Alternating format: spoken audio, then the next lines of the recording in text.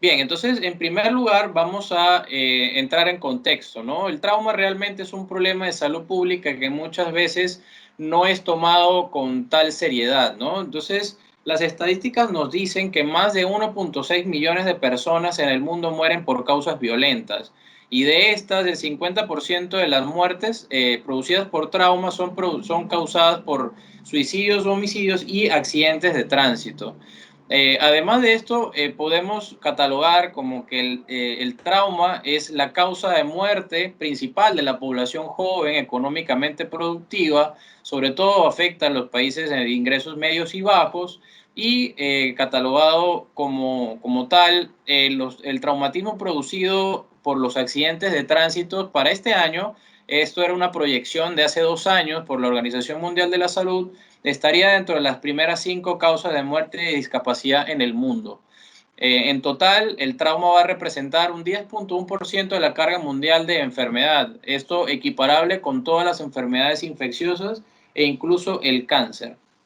En nuestro país tenemos que aclarar, ¿no?, cuál es la realidad del trauma local. Tenemos un grave problema de subregistro de los pacientes politraumatizados y las estadísticas no están 100% actualizadas, ¿no? Entonces esto nos da un margen un poco estrecho, estadísticamente hablando, para poder dar un panorama actualizado de la realidad del trauma local. Sin embargo, dentro de las últimas estadísticas que hemos podido revisar, el trauma se encuentra como la cuarta causa de muerte de todos los grupos etarios y es la primera causa de muerte, fíjense, de la edad de entre 12 y 29 años para el 2011. Y siendo la segunda causa también de muerte entre los 30 y 59 años, pues es una patología que tenemos que nosotros saber manejar y tener presente como un problema grave dentro de nuestra población, ¿no? Entonces, dentro de todo esto, desde el punto de vista económico, dentro de... eh, alguien ha empezado a compartir contenido. Ya va, un momentito, por favor.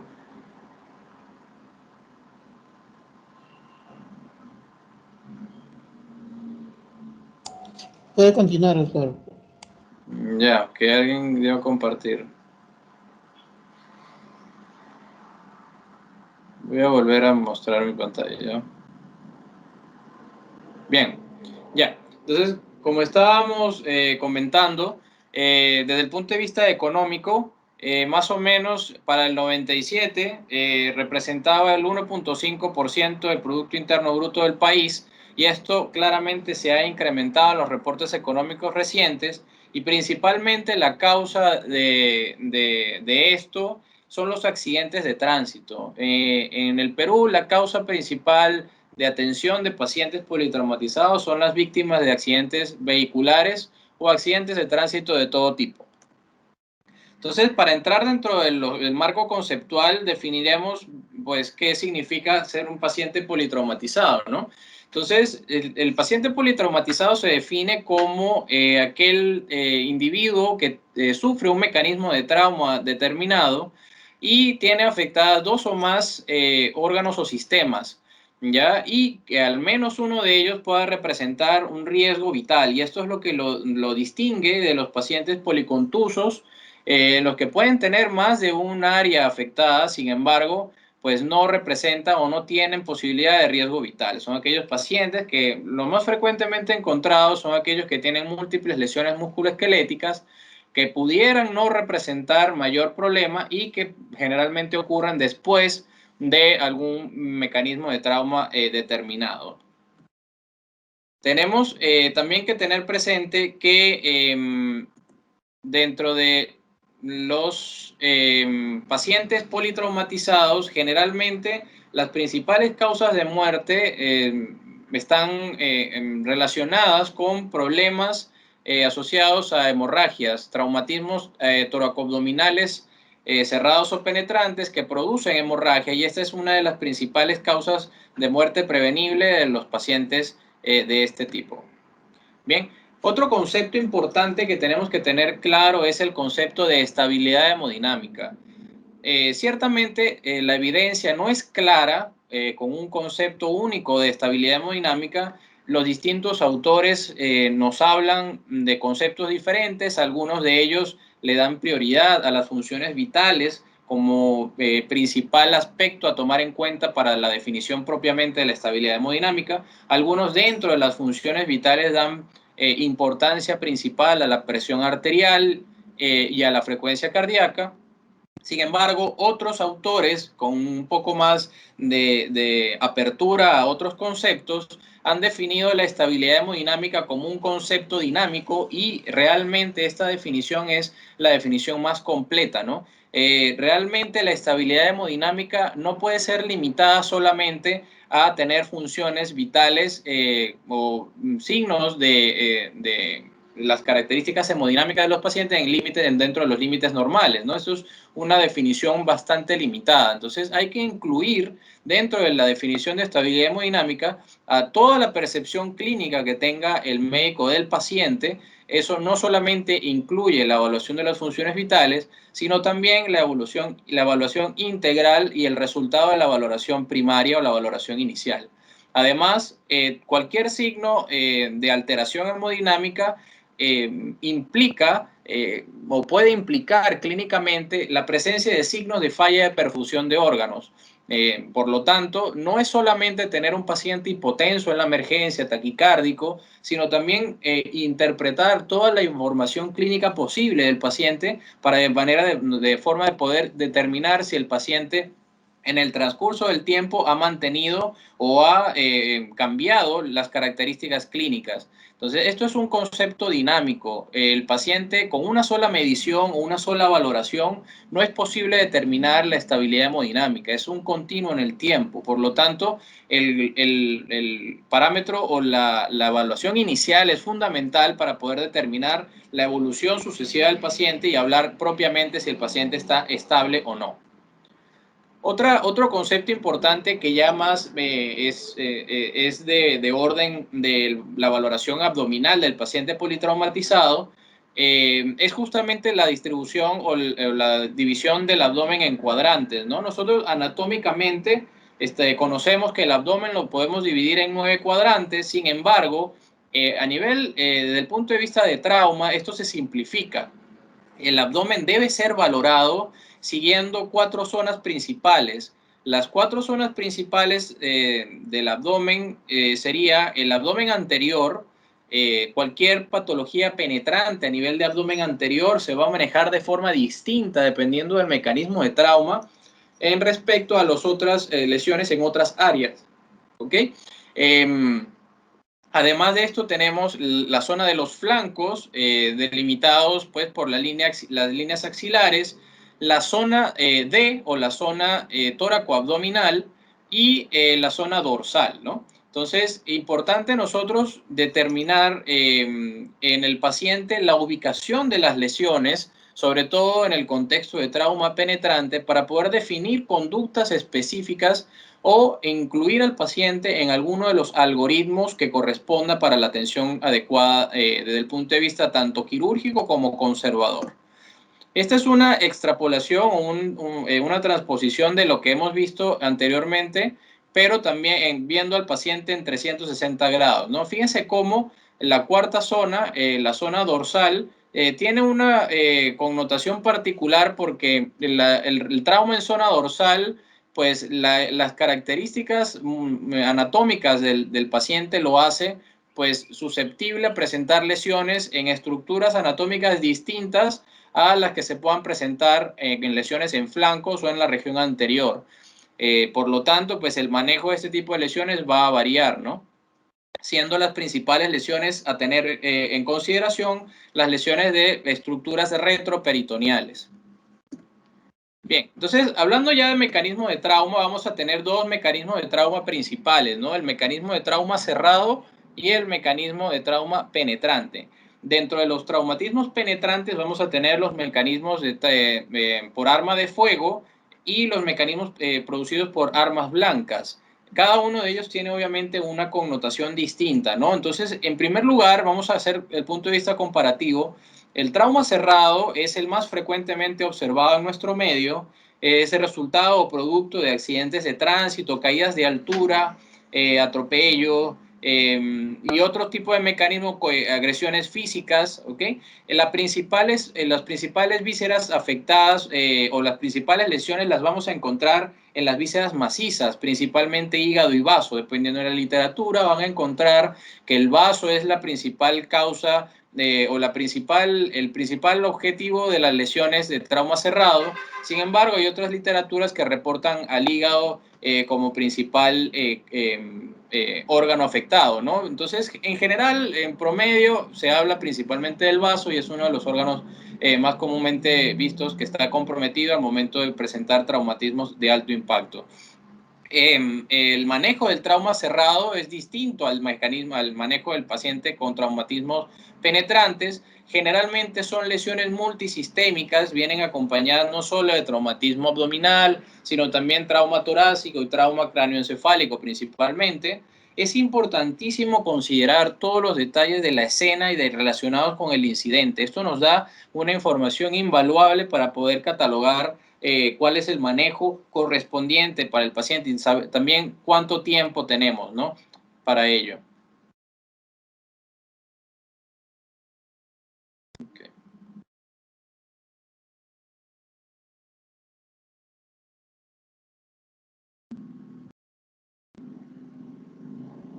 Bien, ok. Respecto al traumatismo penetrante, nosotros debemos tener presente pues que progresivamente con el paso de los años, el incremento de la delincuencia, de la violencia urbana, los mecanismos de trauma penetrante están incrementando en frecuencia, están siendo cada vez más vistos, sobre todo el uso de armas de fuego por encima de las armas blancas. Hace un tiempo, hace unos 10 años, el arma blanca era uno de los principales mecanismos de agresión a nivel nacional. Sin embargo, la amplia distribución de las armas de fuego han hecho que esto cambie. Sobre todo en el resto de las ciudades de Latinoamérica también, ¿no? Además de esto, en el traumatismo penetrante, la mayoría de las lesiones ocurren en las vísceras huecas, sobre todo en el asa delgada. Obviamente es el órgano más ampliamente distribuido y más fácilmente lesionado por los proyectiles o las trayectorias de las armas blancas. El manejo quirúrgico siempre va a ser, o va a ser en la gran mayoría de los casos, la estrategia a seguir, a diferencia del trauma cerrado, que el paciente suele beneficiarse de un manejo conservador o no quirúrgico, dependiendo obviamente de las circunstancias y la severidad del trauma. Los protocolos de trauma penetrante van a depender, como habíamos comentado al inicio, de la zona del abdomen que esté comprometida y dónde se ubique la lesión. Y es necesario estar atentos a las características particulares de cada una de las armas que vamos a poder nosotros tener en el momento, ¿no? El paciente, el mecanismo de trauma producido por una herida por un proyectil único no es igual a las lesiones producidas por proyectiles múltiples secundarios a disparos de escopeta, por ejemplo, ¿no? Entonces, esto es importante, ¿no? Y la trayectoria y el alto índice de sospecha va a permitir evitar justamente la presencia de lesiones inadvertidas al momento de la resolución final del paciente. Entonces, dentro de los traumatismos cerrados hay distintos tipos de mecanismos a su vez que generan las lesiones. Tenemos lesiones por impacto directo, que son lesiones que se producen pues al momento de recibir una gran cantidad de energía de forma directa. Y los mecanismos principales para la producción de lesiones a nivel de vísceras macizas y el resto de las vísceras, por ejemplo, también del mesenterio y otras estructuras, son los mecanismos de desaceleración. Los cambios de velocidad son realmente lo que produce las lesiones, en la mayoría de los casos, en los pacientes con trauma cerrado. Este tipo de lesiones pueden ser lesiones por abulsión de los medios de fijación de los órganos, pueden ser secundarios también, generalmente son producidos por accidentes de alta velocidad en los que pueden haber choques o colisiones o desaceleración brusca secundaria pues, a los mecanismos de frenado de los vehículos. También están asociados a caídas de altura o de grandes distancias, entre pues sobre todo pacientes que caen de alturas del triple o 4 veces su altura habitual, ¿ya? También podemos encontrar otro tipo de mecanismos ya un poco menos frecuentes, como los mecanismos de cizallamiento, incrementos súbitos y masivos de la presión intraabdominal. Sobre todo se ve en dispositivos de seguridad de los vehículos, en los usuarios de cinturón de seguridad, principalmente aquellos de 2 puntos. También ocurren en accidentes de alta velocidad. Los daños producidos por estructuras óseas, fracturas principalmente en pelvis y arcos costales, y el mecanismo de asa ciega que genera pues, perforaciones o lesiones a nivel de las asas del gas o del colon secundario pues, a una compresión de dos extremos de la víscera hueca, ¿no? Dentro de los mecanismos de trauma cerrado hay que dar una particular atención a los accidentes de tránsito. Entonces, dentro de los accidentes de tránsito, vamos a tener algunas consideraciones especiales. Entonces, en primer lugar, los detalles relacionados con el incidente son muy importantes. Entonces, cuando los bomberos, cuando el personal paramédico, la atención prehospitalaria asiste con un paciente a la emergencia, es necesario tomar los datos de todos los procedimientos que hayan podido realizar para extricar al paciente, entre otras cosas, ¿no? Por ejemplo, la presencia de deformidades en los vehículos. Hoy en día varias veces ha sucedido que los mismos paramédicos o los mismos bomberos le toman fotografía a los vehículos y eso nos da una idea importante de cuál ha sido el mecanismo o la intensidad del mecanismo de trauma. También es importante preguntar si hubo muerte de pasajeros y el tiempo que tomó el personal para extricar al paciente. Y otro de los mecanismos que está asociado a particular mortalidad son los mecanismos de eyección de los vehículos. Si el paciente no ha sido eyectado del vehículo posterior bien sea el mecanismo que sea, un choque, un despiste, etcétera, si el paciente ha sido eyectado del vehículo, tiene asociados otro tipo de mecanismos, desde el contacto de impacto directo con el parabrisas hasta contacto adicional a distancia, quemaduras por fricción, etcétera, ¿no? Entonces son mecanismos más complejos que pueden implicar daño de más estructuras. También es importante la presencia o determinar si el paciente ha utilizado dispositivos de seguridad. Cada uno de ellos puede estar asociado a lesiones particulares, tanto por el cinturón de seguridad como por el airbag. Tenemos que ver también cuáles son los elementos involucrados, ¿no? Si fue un accidente vehículo contra vehículo, vehículo contra un objeto inmóvil, si fue el ocupante dentro del vehículo, esto aplica bastante en los mecanismos de volcadura, volcamiento de los vehículos. Si tenemos algunas lesiones asociadas a ocupantes contra objetos dentro del mismo vehículo o fuera del mismo, y el tipo de vehículo que está implicado dentro del accidente, ¿no? No es lo mismo que choque un vehículo de carga o un vehículo pesado o de transporte de material pesado a que choque contra un vehículo de familiar de 4 puertas a que choque contra una motocicleta, por ejemplo, o que atropelle a un peatón. No es lo mismo tener dos vehículos livianos que chocan en la vía expresa, ¿no? Entonces, esto es importante. Y a esto le sumamos la velocidad de los vehículos. Consideramos como punto de corte, y es un elemento común con algunas guías internacionales de manejo del tránsito, dividir a los accidentes de alta y baja velocidad tomando como corte los 60 kilómetros por hora. Si el paciente venía en su vehículo a más de esta velocidad, tiene una alta o una mayor probabilidad de presentar lesiones graves. Y finalmente los tipos de choque, ¿no? Tenemos distintos tipos de choque dependiendo de cómo o cuáles son las áreas del vehículo que han sido impactadas. Entonces, cada una de ellas tiene un distinto grado o nivel de mortalidad. Tenemos en primer lugar, la colisión frontal es la que mayor mortalidad tiene.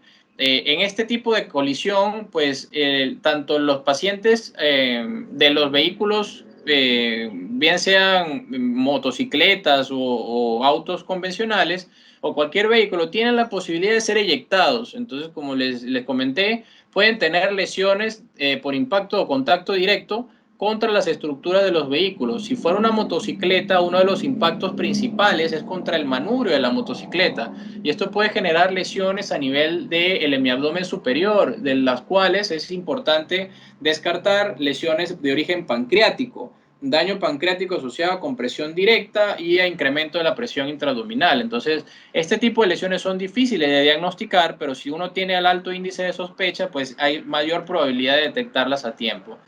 Seguimos con el mecanismo el siguiente mecanismo de mayor mortalidad es la colisión frontolateral.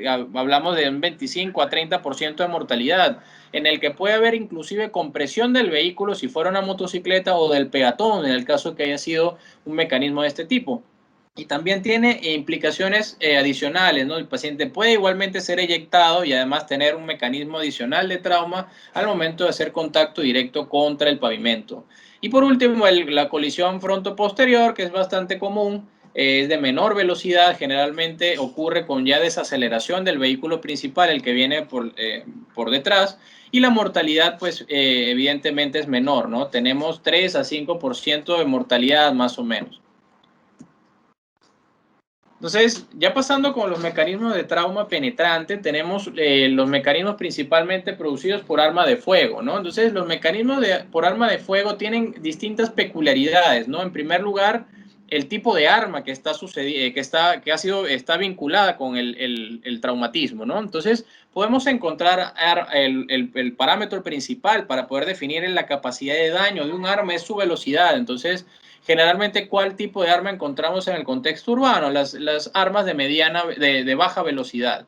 El resto de las armas son armas más de tipo militar, de utilización militar. Sin embargo, hemos visto en algunas ciudades de Latinoamérica, pues la presencia de este tipo de armas en la población, en el AMPA común. Entonces, el crimen organizado tiene ya acceso a este tipo de armamento y las lesiones que se pueden observar son bastante graves y pues evidentemente en el contexto hospitalario a veces no estamos acostumbrados a manejar este tipo de lesiones, ¿no? Otro tipo de parámetros importantes dentro de la cinética de las armas de fuego que tenemos que tener presentes son la capacidad de los proyectiles de fragmentarse, la capacidad de generar cavitación, que puede ser permanente o temporal, la trayectoria del arma de fuego, bien a pesar de que puede ser errática en un primer instante, tener una aproximación, si hay orificio de entrada y de salida, de cuál pudo haber sido la trayectoria al momento de la evaluación intraoperatoria nos puede ayudar a ubicar lesiones con mayor precisión y evitar, obviamente, pues la presencia de lesiones incidentales, ¿no? También tenemos la capacidad de penetración del proyectil y el tipo de proyectil que tenemos, ¿no? Si es un proyectil único o proyectiles múltiples.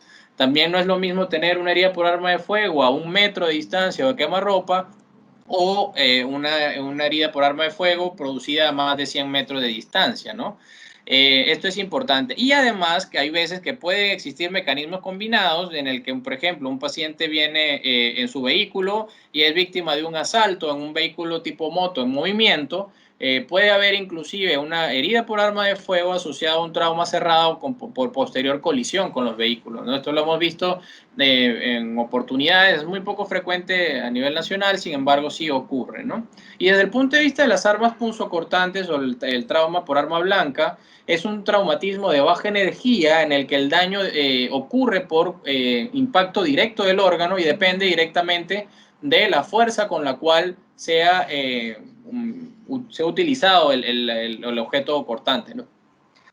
Podemos encontrar también la posibilidad de trayectorias múltiples, generalmente las heridas por arma blanca, particularmente hay distinción entre la agresión por hombres y mujeres. De hecho, la trayectoria ha sido estudiada en los dos tipos, hay diferencias entre cada uno de los tipos de agresores y sobre todo también en las circunstancias en las cuales se observan, ¿no? Podemos encontrarlo desde agresiones producidas por robo o hurto, hasta podemos encontrar intentos de homicidio, bien sea en el domicilio, etcétera, ¿no?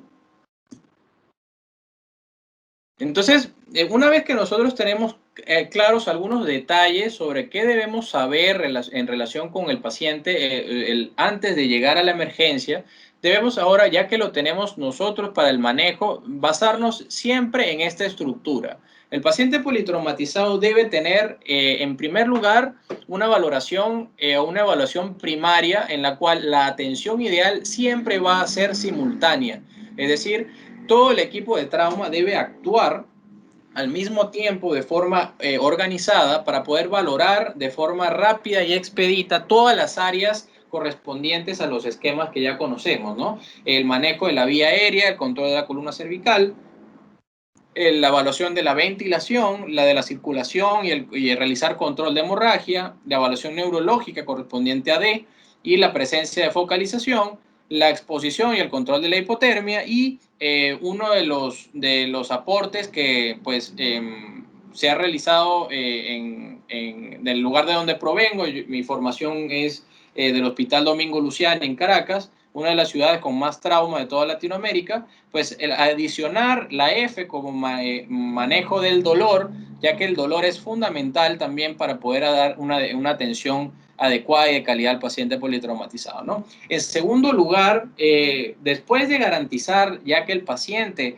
se han descartado todas las posibles causas de muerte, que es el objetivo principal de la valoración primaria, ya abordar al paciente de forma secundaria, hacer una valoración secundaria en el que ya la valoración va a ser por orden de prioridades y generalmente es una atención vertical.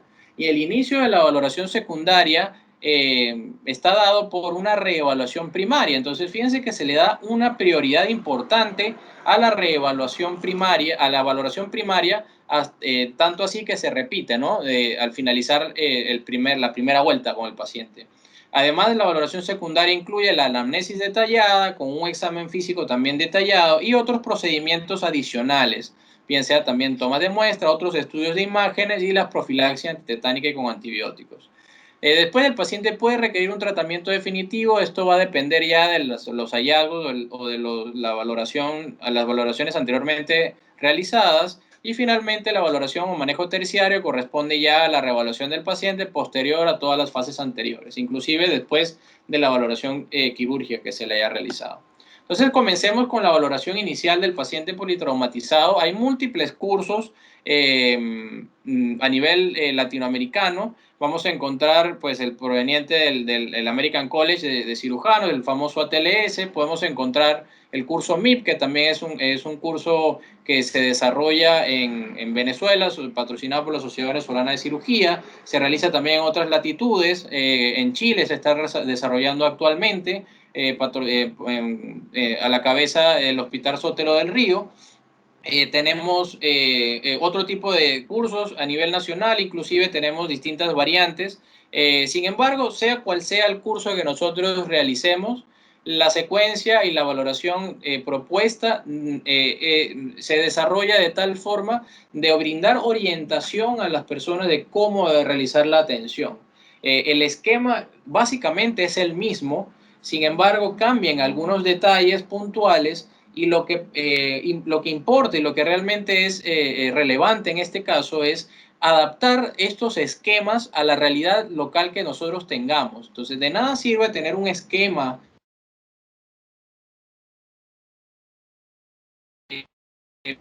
por ejemplo, la principal atención se debe dar para realizar, por ejemplo, procedimientos endovasculares en los pacientes de trauma. Entonces, si la realidad local no incluye esta herramienta, pues va a ser de poca utilidad al momento de valorar a los pacientes. De igual forma, si uno de los algoritmos que estudiemos probablemente implica la realización de tomografías a la llegada del paciente y sabemos la realidad de nuestros tomógrafos, que no es la ideal, pues no vamos a poder aplicar esta herramienta. Entonces, lo importante es conocer las herramientas que se nos proponen y poderlas adaptar a nuestra realidad.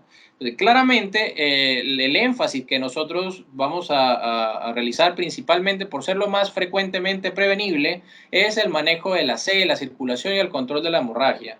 Tanto es así que el trauma urbano ha cambiado la percepción hay unos nuevos paradigmas que se están rompiendo en relación a esto. Anteriormente se hablaba de una secuencia habitual del ABCD, ahora se está hablando de un cambio de la C al inicio y cambiar el algoritmo por un CAB. A pesar de que no hay suficiente evidencia para hacer el cambio formal, se ha visto que la detección oportuna de hemorragia exsanguinante en el paciente politraumatizado pues salva la vida del paciente en el contexto del trauma urbano. Y esto ha sido extrapolado también al ámbito militar. El ámbito militar ya cambió hace mucho tiempo. Esto es una ley a nivel militar en el que se le da prioridad al control de la hemorragia, ya que es más frecuente tener un soldado con una lesión en una extremidad, por ejemplo, con un proyectil de alta velocidad, una mina, y con una lesión vascular activa a tener un paciente con una obstrucción de la vía aérea. Entonces, casi lo mismo ocurre en el trauma urbano, por lo menos esa es la evolución que está teniendo el trauma en este momento. Entonces, la valoración va a tener algunos tips o unos elementos puntuales. Dentro del curso que vamos a desarrollar, cada una de las próximas telecapacitaciones se va a dedicar a cada una de las áreas de la valoración inicial. El próximo viernes, por ejemplo, va a hablar sobre los problemas de A y así sucesivamente, ¿no? Entonces, esto va a ser un esquema de cosas que ustedes se pueden llevar a su práctica diaria si les toca recibir algún paciente así, para que lo tengan claro y lo tengan presente siempre. Entonces, en primer lugar, comencemos con la letra A, ¿no? La A, que realmente es una doble A porque evalúa dos aspectos, tanto la vía aérea como la columna cervical. Entonces, importante, la causa principal de muerte asociada a la valoración de la vía aérea es la obstrucción de la vía aérea. De hecho, es una de las causas inmediatas de muerte del paciente politraumatizado más importantes. Y una obstrucción de la vía aérea mata al paciente en segundos. Por lo tanto, la vía aérea va a ser la prioridad máxima de este tipo de pacientes, ¿no? Entonces, hay que tener algunos conceptos claros, ¿no? Entonces, estas frases que les voy a mencionar les van a servir para poder incrementar su posibilidad de índice de sospecha, incrementar la posibilidad de pensar mal y acertar, ¿ya? Entonces, en primer lugar, es importante resaltar que el paciente que encuentren ustedes o que reciban agitado es un paciente que está hipóxico hasta demostrar lo contrario. En un accidente podemos encontrar múltiples variantes que generen alteración del estado de conciencia del paciente. Sin embargo, la principal que debemos descartar es la hipoxia. Si el paciente está hipoxémico, va a manifestar una serie de alteraciones, principalmente al inicio, agitación psicomotriz. El concepto de la vía aérea garantizada es fundamental. La vía aérea garantizada la podemos definir como la presencia de un tubo dentro de la tráquea con un balón, globo o un CAF inflado y conectado a un dispositivo de ventilación manual o mecánico. Esto obviamente no todos los dispositivos de vía aérea lo cumplen, pero en las circunstancias en las que lo amerita es necesario realizarlo de forma oportuna. Pacientes que tienen indicación y criterio de intubación que no se intuban a tiempo tienen un mayor porcentaje de mortalidad. El paciente va a morir por no ser ventilado realmente, pero no por ser intubado, no por no ser intubado. ¿A qué me quiero referir con esto? También todos los extremos son malos, ¿no? Entonces, hay pacientes que se intuban a la primera, pacientes que vienen de la calle en hipoxemia, en apnea en algunos casos, y con vía aérea difícil. Entonces, cualquier intento de intubación que nosotros hagamos en este tipo de pacientes va a influir de forma negativa en su sobrevida. Entonces, no todos los pacientes tienen necesidad de intubación inmediata. No es lo mismo decir necesidad que criterio. Hay pacientes que tienen criterio de intubación, pero para poder realizar un procedimiento adecuado a la vía aérea hay que cumplir tanto las estrategias básicas o las herramientas básicas como posteriormente las avanzadas. No se puede correr sin caminar primero, ¿no? Entonces, si tenemos un paciente que es ventilable, lo recomendable es ventilar al paciente antes de realizar cualquier intento de abordaje invasivo de la vía aérea. Y esto lo vamos a evaluar, obviamente, después de nuestra valoración inicial. Todos los pacientes también deben ser manejados como que tienen lesión cervical asociada hasta demostrar lo contrario.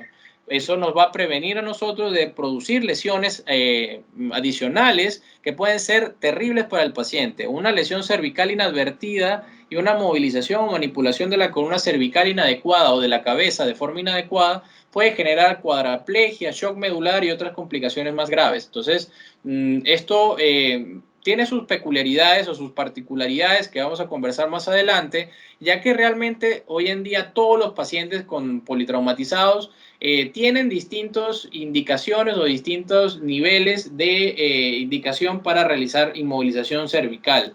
Por lo tanto, no a todos los pacientes que tengan un accidente de tránsito le vamos a colocar un collarín. Hay guías que están modificándose ya y dejar esa práctica que puede inclusive ser perjudicial para el paciente, pero evidentemente tiene que tener criterios cumplidos de forma adecuada, ¿no?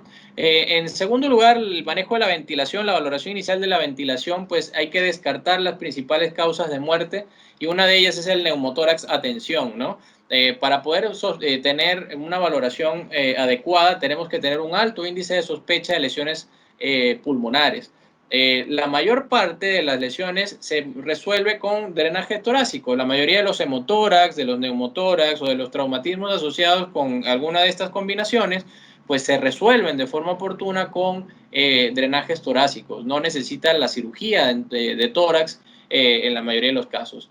Y múltiples causas de muerte se albergan en el tórax. Entonces, no solamente el neumotórax a tensión puede producir muerte en el paciente politraumatizado, también el hemotórax masivo, el tórax inestable, las contusiones pulmonares y el trauma torácico severo son mecanismos, son patologías que pueden producir de forma un poco más inmediata la muerte del paciente. Entonces, también importante la relación de A y B, ¿no? Si nosotros tenemos un problema de A, es probable que tengamos un problema de B. Si no tenemos asegurada una vía aérea, un paciente que no ventila adecuadamente, podemos confundir o malinterpretar una ausencia de ruidos o de murmullo vesicular bilateral como un neumotórax bilateral, y realmente la causa de que no ventila es porque tenemos un problema de A que no hemos resuelto. Entonces tenemos que estar atentos a estas relaciones entre cada una de las áreas, ¿no? En tercer lugar, el manejo de la C, que va a tener un apartado especial dentro de esta telecapacitación y dentro de las próximas, porque realmente es una de las cosas más importantes, que inclusive se hacen esfuerzos internacionales por capacitar y entrenar a todo el personal médico y no médico para el control de hemorragias en la calle. Una de las estrategias más comúnmente conocidas es la estrategia de Stop the Bleed del Colegio Americano de Cirujanos. Entonces, esto es importante que le demos la prioridad que debe tener, ¿no? Entonces, ¿cuáles son las causas, algunas causas de muerte asociadas a problemas en C? Pues el taponamiento cardíaco y la presencia de hemorragia activa. La hemorragia o el shock hipovolémico de origen hemorrágico, pues es como les había mencionado, la causa de mortalidad más frecuente, que es prevenible en el paciente politraumatizado. Entonces, el diagnóstico precoz del estado de shock es vital para poder ganar tiempo con el paciente y evitar que ingrese a la tríada mortal de acidosis, coagulopatía e hipotermia, la tríada de Cajut, que es la famosa tríada mortal. Tenemos que, una vez que identificamos que el paciente tiene signos de shock, inclusive en el que no los tiene, localizar y controlar el sitio de hemorragia es la prioridad. Y más allá de utilizar las funciones vitales como parámetros para guiarnos, hoy en día se habla de que existen otros parámetros más específicos o más acertados para poder diagnosticar bien el shock, principalmente la valoración de lactato y déficit de base dentro de una gasometría arterial. Ese es el estándar hoy en día para poder medir el estado de shock en los pacientes politraumatizados al momento de la valoración inicial.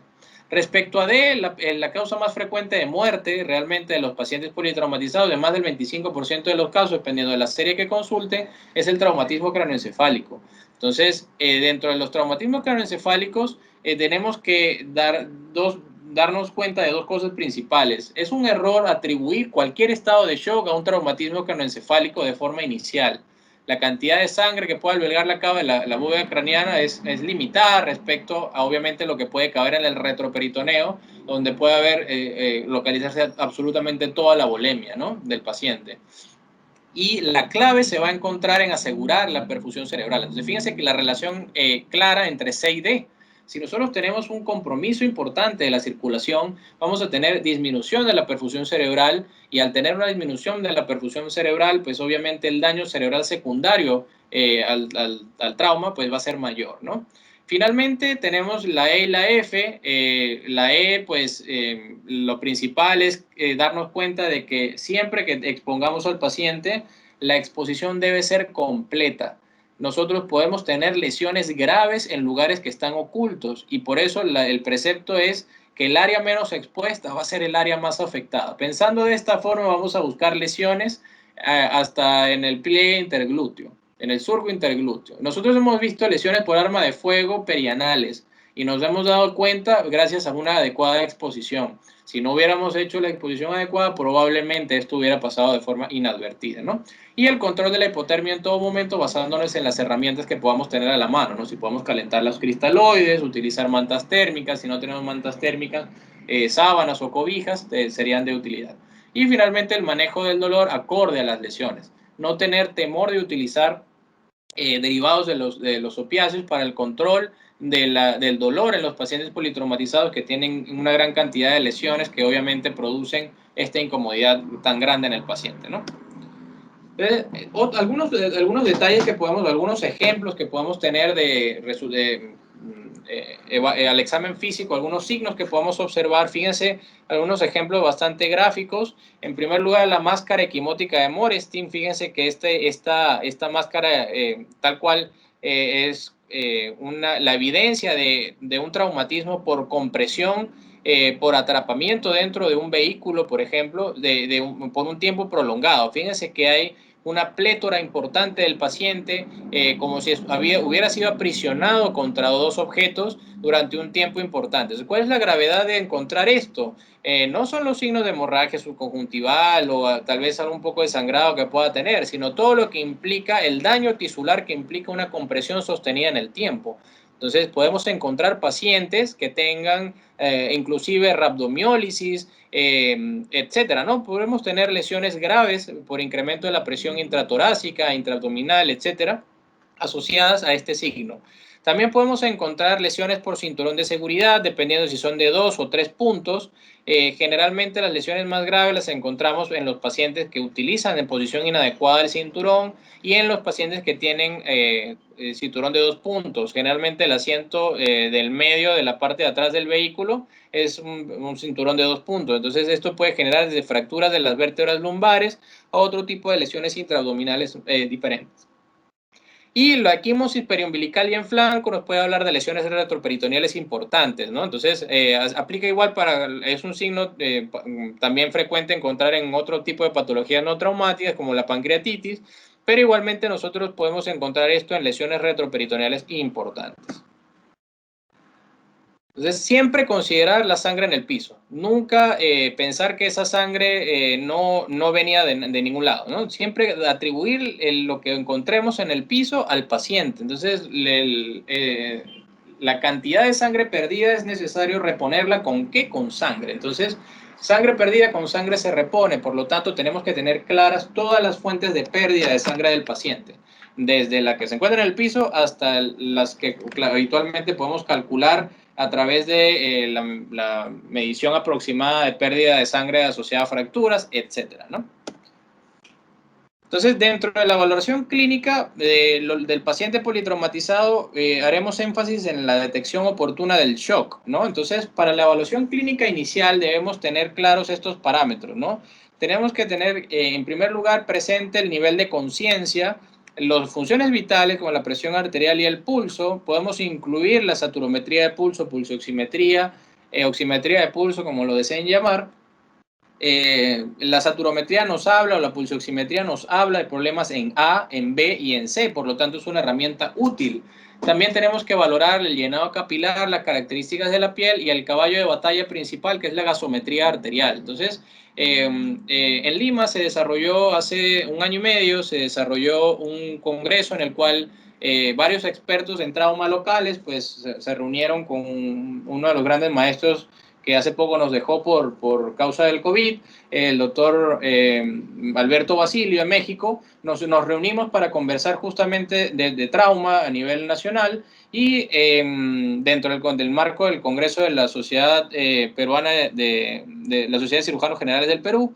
Y una de las conclusiones principales fue que dentro de los parámetros clínicos para determinar la severidad del paciente vamos a encontrar la presencia de pulso radial, la oximetría de pulso, la temperatura, que preferiblemente a efecto de las circunstancias en las que nos encontramos puede ser medida con termómetros a nivel óptico, y sobre todas las cosas la gasometría arterial. Entonces tenemos un ejemplo claro de manifestaciones de shock. Vemos a este paciente, un paciente que es un paciente real, un paciente que tiene características de presentar shock, ¿no? Entonces observamos que el paciente tiene una alteración del estado de conciencia, está sudoroso, está pálido, está frío. Fíjense cómo está sudando el paciente, ¿no? El paciente no tiene un estado de conciencia habitual, es un paciente que tiene además taquicardia, puede tener taquipnia, puede tener hipotensión. El gasto urinario es una de las cosas que más tarde nosotros nos damos cuenta que se altera, es una de las que se modifica más tarde, por lo tanto no es tan prioritario su identificación, pero sí es válido y es útil su medición en el transcurso de la evolución, pero de forma inicial pierde un poco de utilidad. Paciente que también tiene cianosis distal o alguna otra alteración de la piel, ¿no? Este tipo de pacientes es importante identificarlos prontamente como que tienen clínica de shock para poder establecer el manejo adecuado con cristaloides o con hemoderivados. Este paciente, por ejemplo, puede tener lo que observan a la derecha, ¿no? Un gran hemoperitoneo que puede estar condicionando todas las alteraciones que están viendo en el paciente en el video, ¿no? Entonces, dentro de la valoración del shock hay que considerar el shock oculto. El shock oculto se refiere a la presencia de hiperlactacidemia en pacientes que están críticamente enfermos pero que no tienen signos clínicos de shock. Entonces, puede ser un trauma severo. Y fíjense, aquí vamos a tomar como referencia al clásico cuadrito del ATLS y de otros cursos también, de la clasificación del shock hemorrágico, ¿no? Fíjense cómo el comportamiento del shock en los primeros dos grados, ¿no? El grado 1 y el grado 2. Fíjense que tiene el único parámetro que se modifica es la frecuencia cardíaca. Fíjense que en el shock grado 1 la frecuencia cardíaca está por debajo de 100, puede ser considerada como normal. Y el único parámetro que vamos a encontrar alterado pues puede ser algo de agitación del paciente. Y en el shock grado 2, fíjense que la presión arterial sigue estando normal. Entonces, ¿un paciente con la presión arterial normal está en shock? Sí, sí puede estar en shock. Por lo tanto, la presión arterial ya no es realmente, no debe ser nuestra guía para poder valorar el grado de severidad del trauma. Sí nos puede servir para monitorización y valoración sucesiva, para tomar como guías, para bien sea metas de administración de líquidos o metas de reanimación, utilizando la presión arterial sistólica o la presión arterial media. Sin embargo, no puede definir nuestra conducta en definir a un paciente en shock o no, o que no esté en shock, ¿no? Fíjense que la presión arterial se empieza a modificar en el shock ya tardío, en el shock y en el shock más grave, en el shock grado 3 y 4. Entonces, ¿cuál sería la alternativa a esto, no? La alternativa sería la medición de valores del déficit de base y el lactato. Entonces, la actualidad nos habla de que existe una relación entre el lactato y el déficit de base y la severidad del trauma. Por lo tanto, nosotros a través de la toma de muestra de sangre arterial, inclusive de sangre venosa, podemos medir estos parámetros. ¿Cuándo vamos a utilizar una y cuándo vamos a utilizar otra? Cuando, por ejemplo, el interno toma la muestra y dice, oye, doctor, me salió venosa, no importa, esa muestra venosa es útil, porque vamos a buscar la medición del lactato y el déficit de base. La variación se ha demostrado de estos parámetros entre un tipo de sangre y otro es irrelevante, no es estadísticamente significativa y permite hacer la aproximación ideal del paciente, de la severidad del paciente. ¿Cuándo es más útil la sangre arterial? Cuando sospechamos alguna patología de B, cuando sospechamos una patología ventilatoria asociada, un trauma torácico, un neumotórax, en el que la valoración de la PO2 y la PCO2 es importante. Entonces, ¿para qué voy a hacer yo con una gasometría venosa si realmente le estoy buscando tener la mayor cantidad de información con el examen más sencillo o la menor cantidad de intervenciones posible? Entonces, voy a buscar obtener una muestra arterial. ¿Cuál de los dos es mejor, el déficit de base o el lactato? Pues realmente hasta ahorita todavía no hay un consenso. Hay algunos artículos que dicen que el lactato es más preciso o que realmente tiene mayor posibilidad de predicción de mortalidad del paciente y otros que hablan de que el déficit de base tiene estas características pues mucho más evidentes. Sin embargo, pues para efectos de la aplicación en el paciente, vamos a definir los tres tipos de shock, leve, moderado, severo, según los valores que estamos viendo en pantalla, ¿no? El ATLS modificó un poco esto y consideró los límites un poco distintos, ¿no? Consideró el shock leve como la presencia de déficit de base de -2 a -6, el moderado de -6 a -10 y el severo por debajo de -10.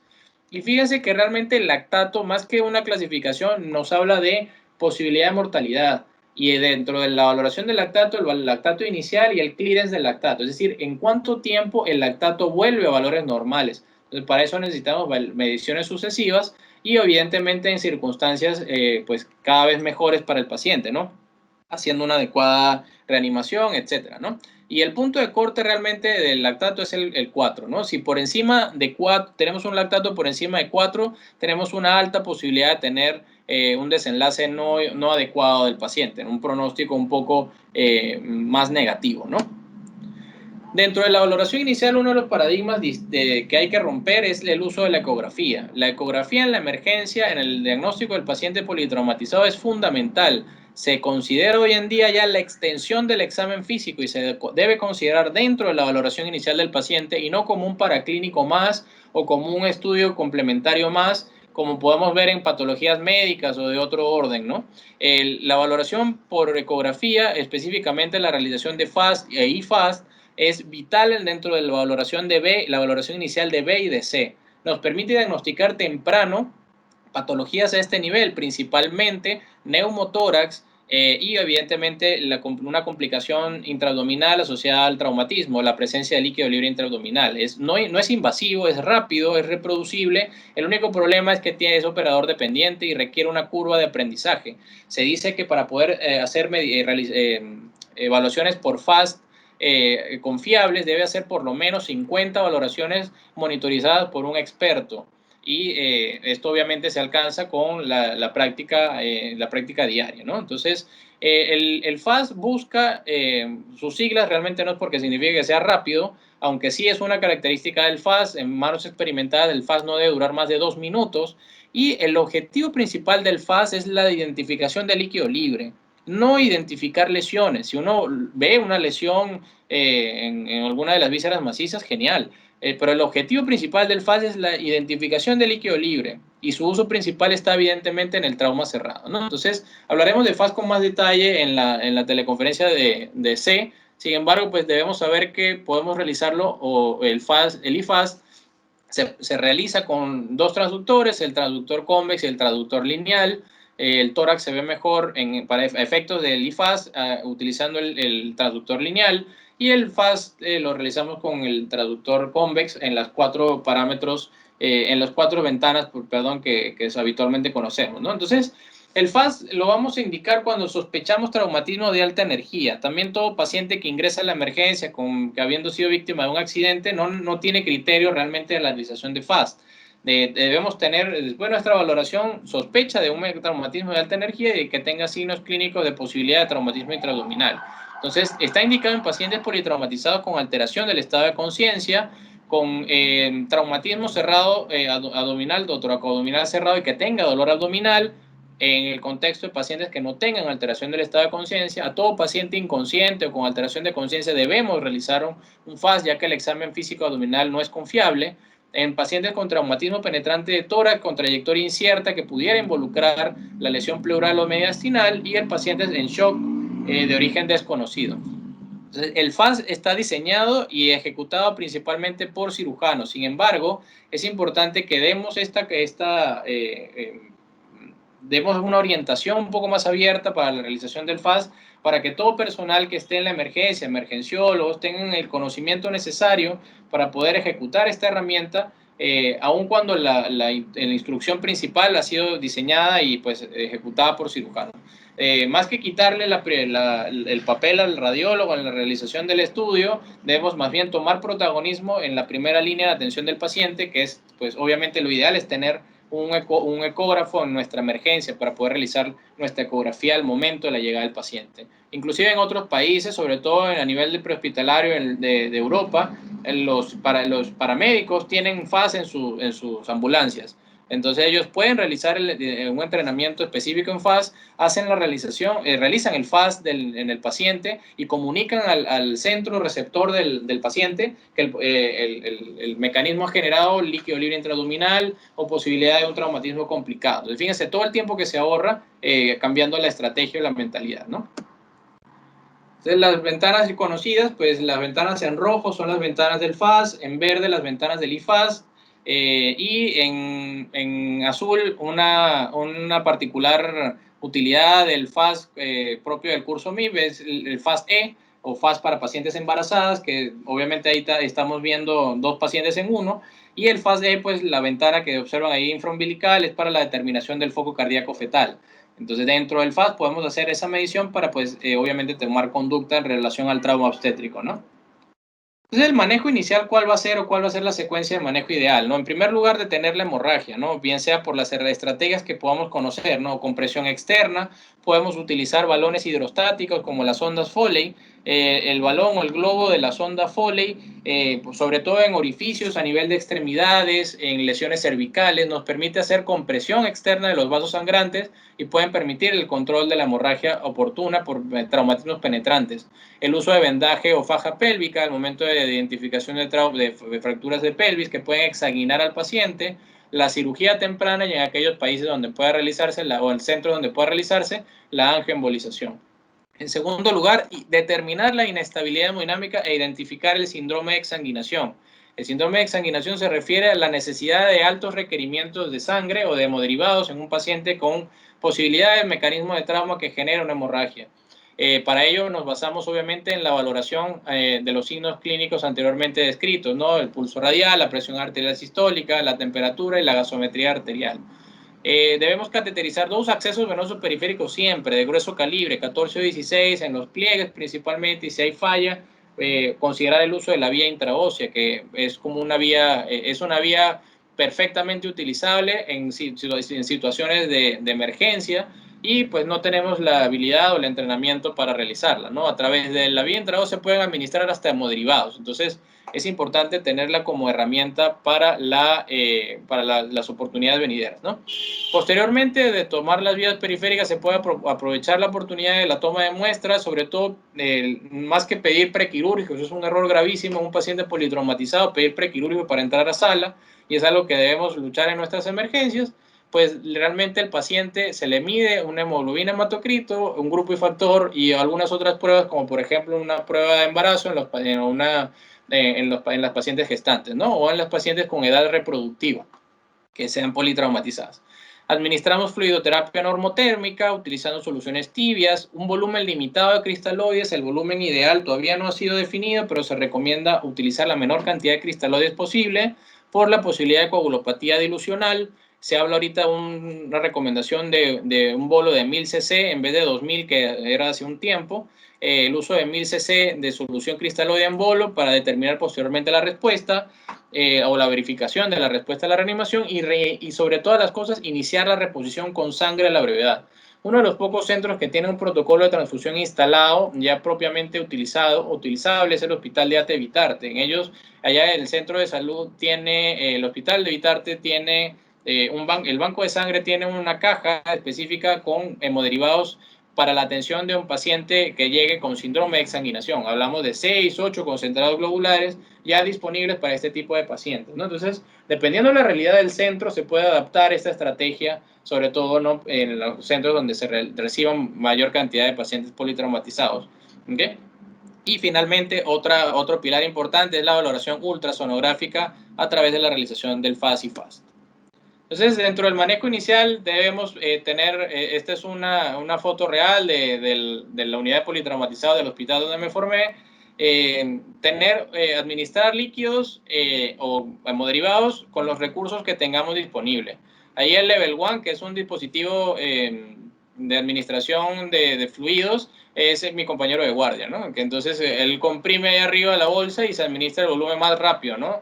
Igualmente el uso de los catéteres venosos de alto calibre o de alto diámetro, pues permite la administración de fluidos de 500 mililitros en no más de 2 minutos y medio. Entonces, además le damos un turbo con el compañero de guardia, entonces listo. Entonces, lo importante es garantizar que no solamente se le administren los líquidos al paciente, sino que también evaluemos la respuesta a la reanimación con líquidos. Entonces, una de las cosas que tenemos que tener claros, y aunque suene obvio, nosotros administramos los líquidos para ver cómo responde el paciente. ¿Qué sucede? Nosotros administramos líquidos y no evaluamos la respuesta del paciente. Entonces, ¿cuáles pueden ser este tipo de respuestas? Podemos tener una respuesta que sea satisfactoria, es decir, la presión arterial, las funciones vitales mejoran, aumenta la presión arterial sistólica, la presión arterial media, la frecuencia cardíaca tiende a bajar un poco y se mantiene en el tiempo.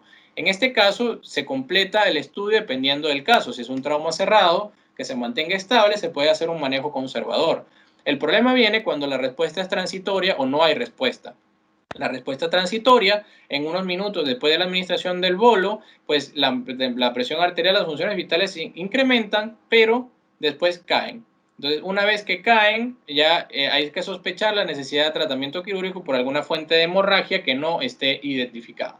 Igual la respuesta insatisfactoria, ¿no? Mientras menos satisfactoria sea la respuesta, más criterio quirúrgico tiene el paciente. Entonces, es un paciente que le hemos administrado líquido y no mejora, no mejora, no mejora, ¿no? Entonces, este paciente debe terminar en sala de operaciones.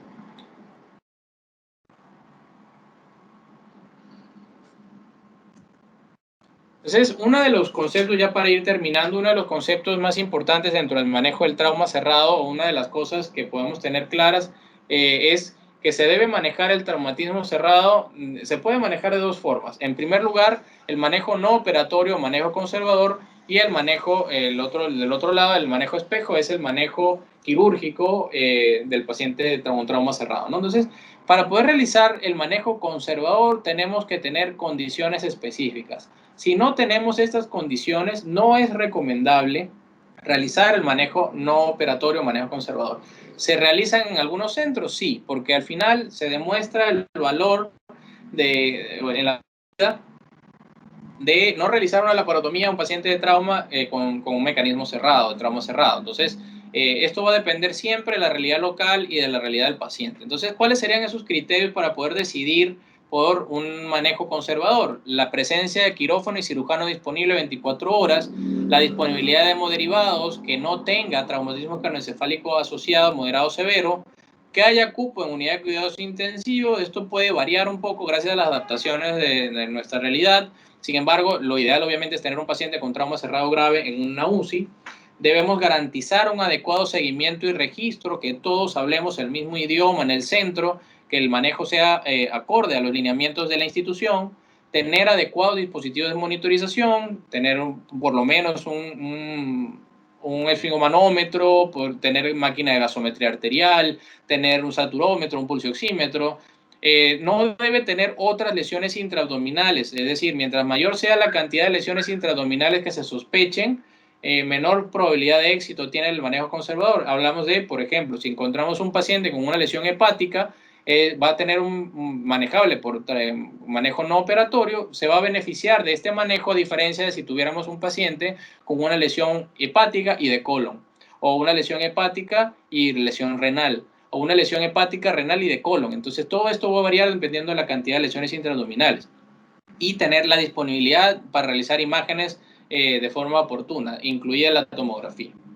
Las causas de falla de este tipo de manejo son obviamente todo lo contrario, ¿no? Pacientes, aparte de algunas condiciones propias del paciente, por ejemplo, que la lesión que estemos evaluando sea de grado avanzado.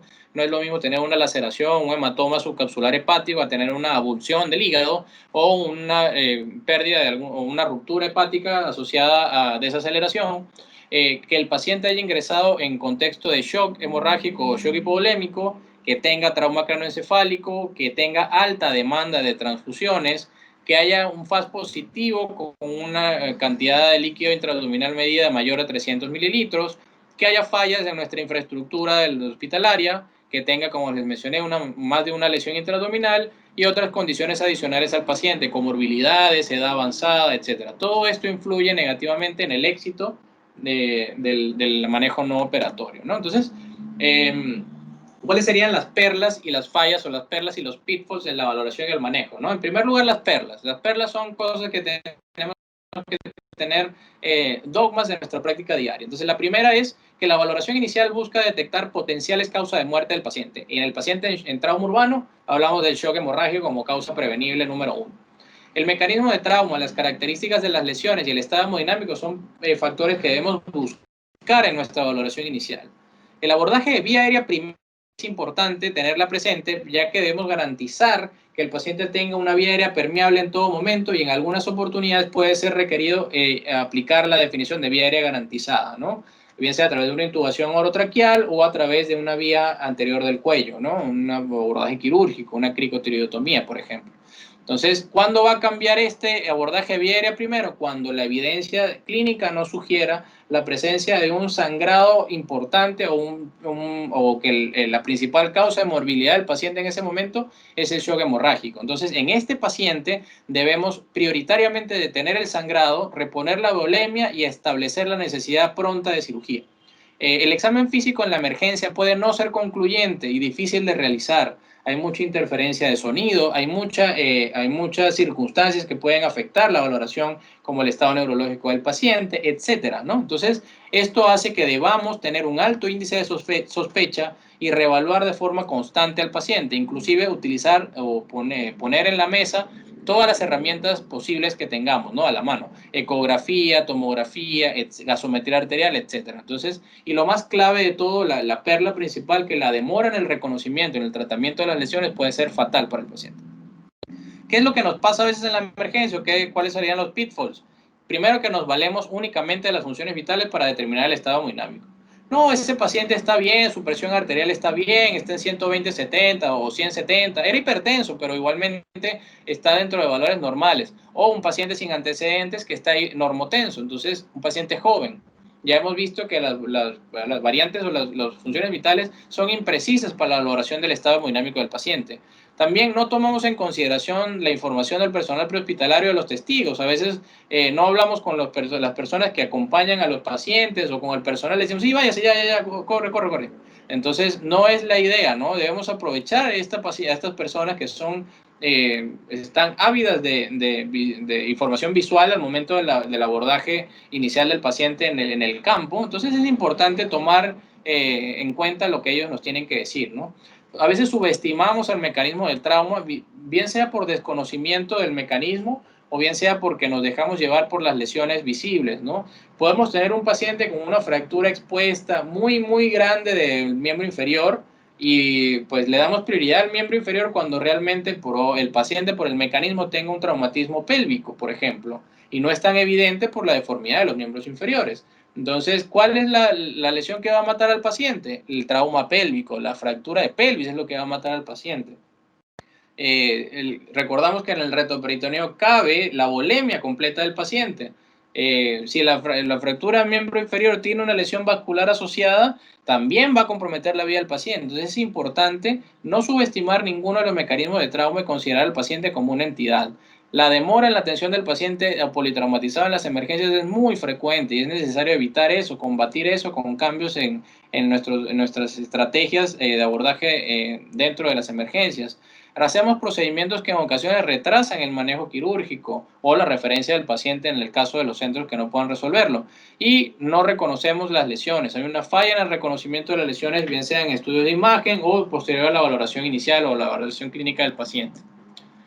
Para concluir entonces los puntos claves de esta primera introducción o de esta primera sesión sobre introducción de las generalidades sobre el manejo del paciente politraumatizado es que el trauma es la principal causa de muerte de la población joven y productiva del país y de Latinoamérica en general.